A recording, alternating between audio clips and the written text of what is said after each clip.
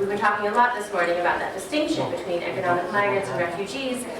And although it's true that poverty is high in Central America and job opportunities are certainly scarce, for many, the United States still represents the land of opportunity. And I do believe that people in that situation should have a safe legal route to come and work in the United States. But I noticed a shift in the profile of the majority of the people passing through Mexico shelters over the years that I was there. We saw some of this in the film, but rather than trying to escape poverty, people were talking about witnessing their loved ones murdered in front of them, their children being forced to join gangs, women who sell tortillas out of their house to earn a little extra money, being threatened with death, having their family members killed if they don't pay extortion fees to the gangs who control their neighborhoods. El Salvador and Honduras are the countries with the highest rates of intentional homicide in the world. These rates are at more than 60 for 100,000 people. To put that into comparison, the United States has a rate of 4. So the idea that people aren't just seeking their fortunes was reinforced to me when I really think about all the things that happened to Central Americans on their way through Mexico.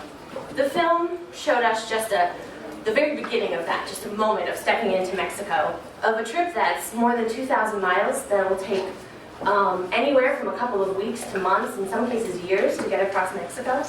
And it involves all sorts of dangers. On the one hand, people often travel on top of a rusty freight train, known as La Bestia. It's getting a little bit harder to get on the train in the south of Mexico due to the policies that the film started to show about Mexico really ramping up its enforcement through support from the United States in southern Mexico. But people still get on it. They get on it in the south, or they get on it, or they walk across Chiapas and get on it further north. And obviously, as you might imagine, traveling on top of a freight train is a very dangerous way to travel. People fall, people die, people lose limbs.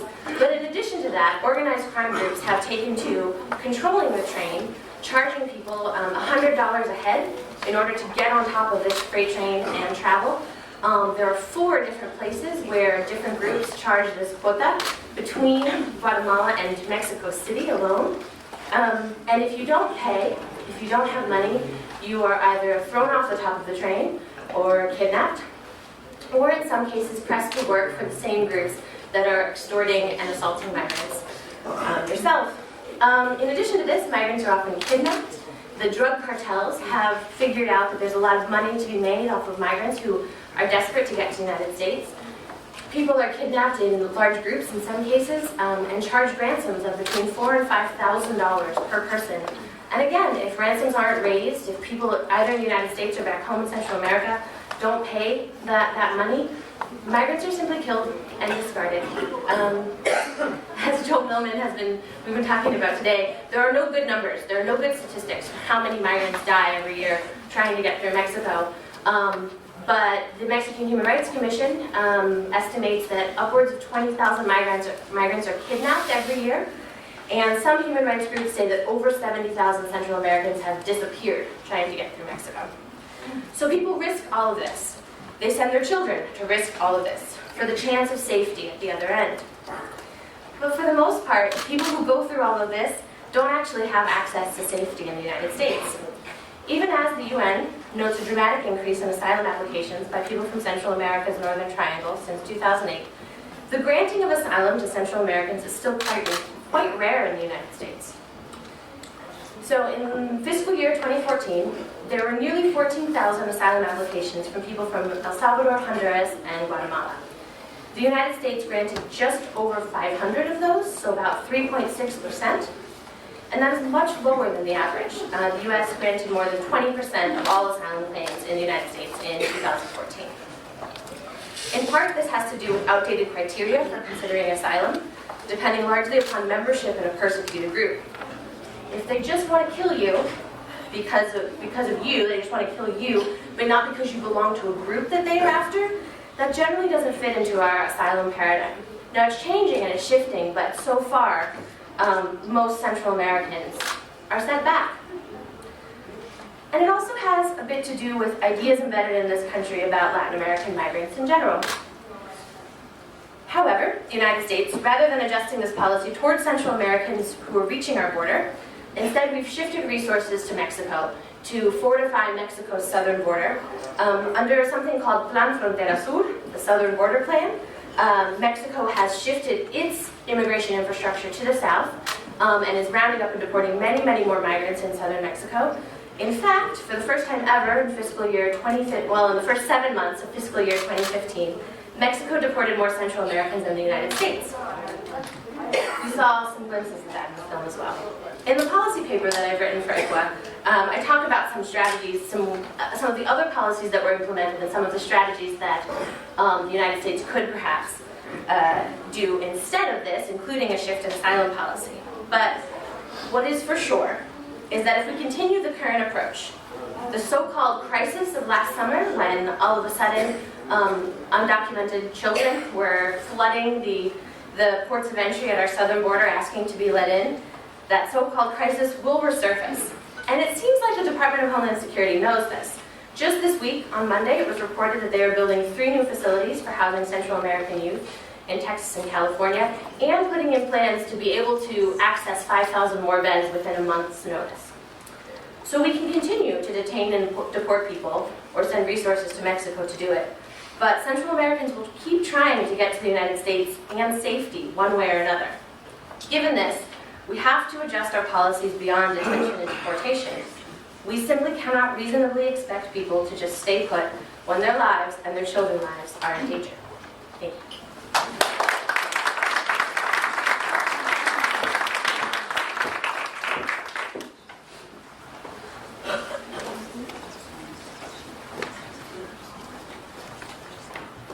To him and who he had been paid to take care of.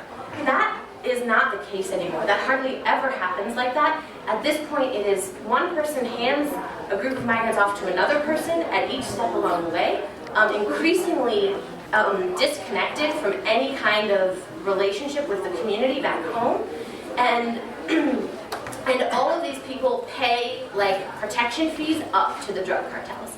At the end of the day, all of this money is concentrated in the Zetas, the Cartel del Golfo, and the Sinaloa cartel, depending on which part of the border we're talking about. And because there are no connections to the hometown anymore, if migrants die in the Arizona desert or drown in the river, they don't care. It doesn't matter. It doesn't hurt their business model. They've got another 100,000 people waiting behind them to take it. The other thing that's happened is that this has become increasingly expensive, like any market, as it becomes sort of harder to do and scarcer. It's increasingly expensive to cross the border. Oh, I forgot the point I was going to make about that. Sorry, but it's becoming increasingly expensive.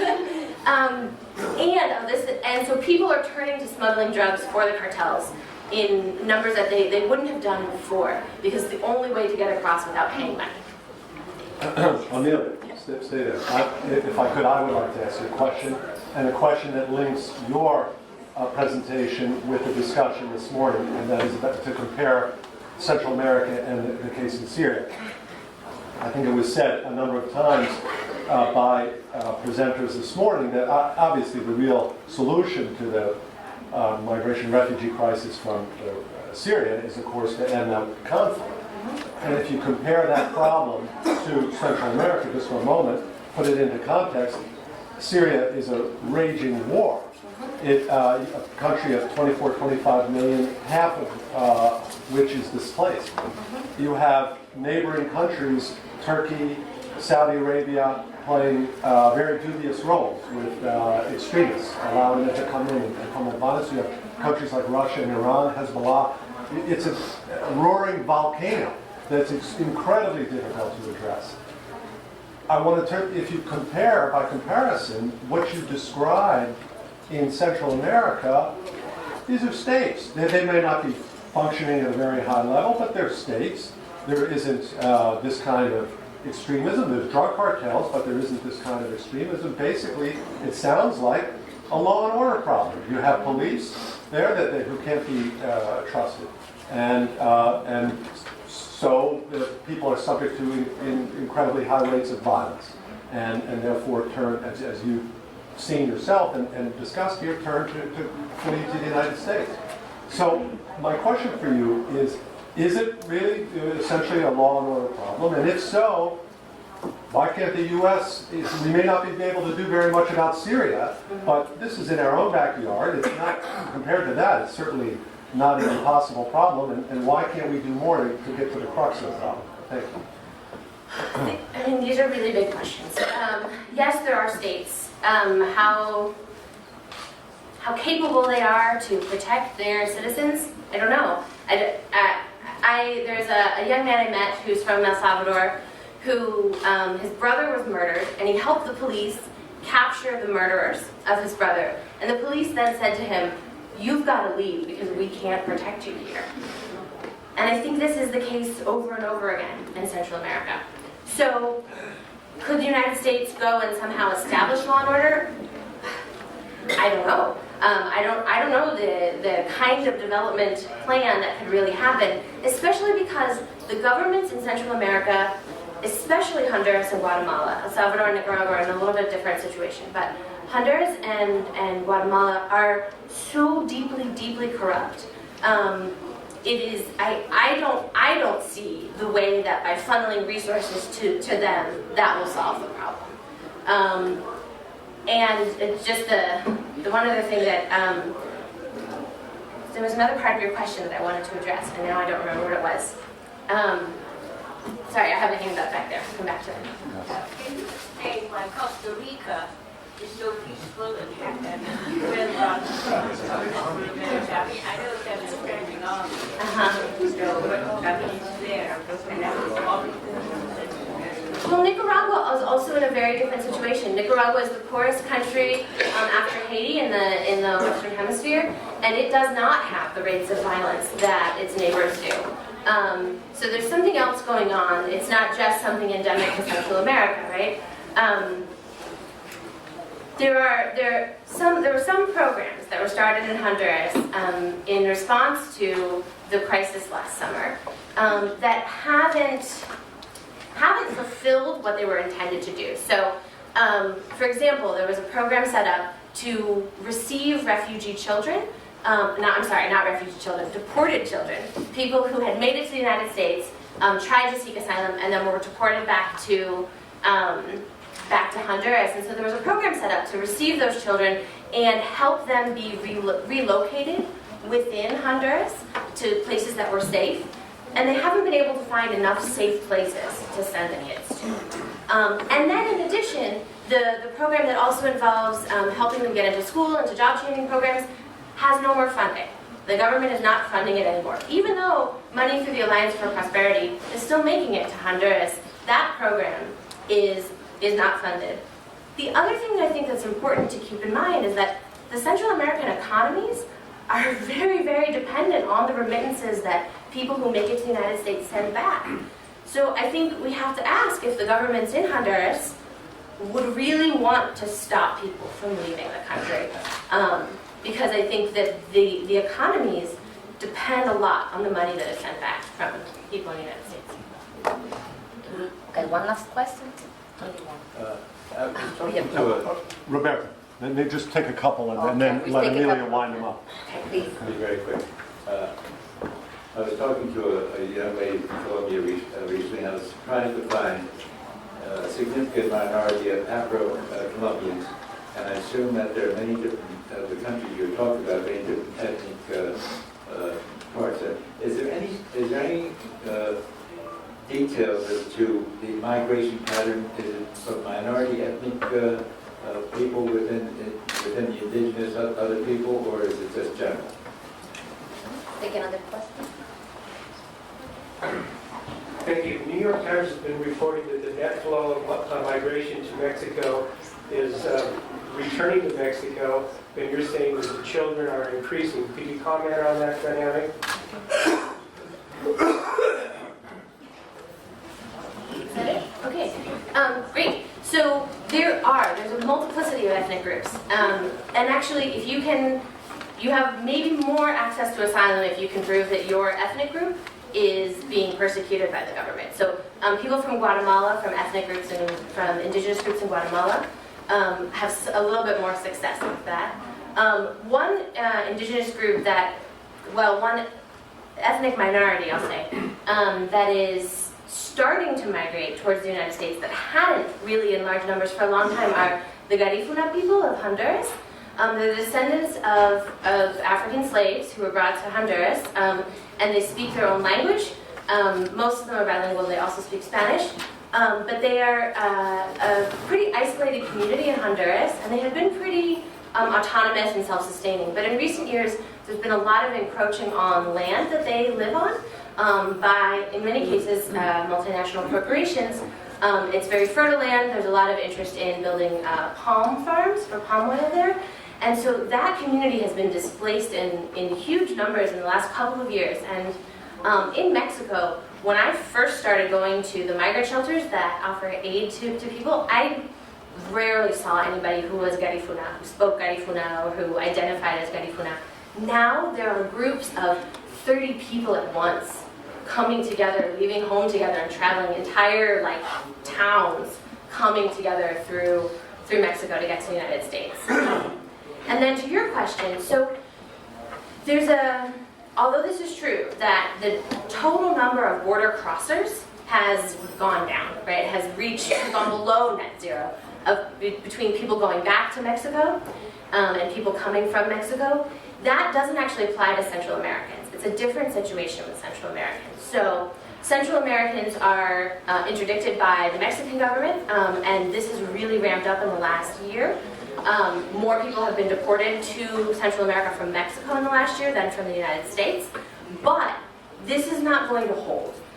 Just this week, as I mentioned, the New York Times reported that the Department of Homeland Security is opening up 3 new, they call them shelters, for minors from Central America, 2 in Texas and 1 in California, specifically because the numbers are up again, and they are up at an alarming time of year, because usually at this time of year the numbers go down. So if they are even greater than they were last year at this time of year, that suggests that they are going to go up even more in the year to come.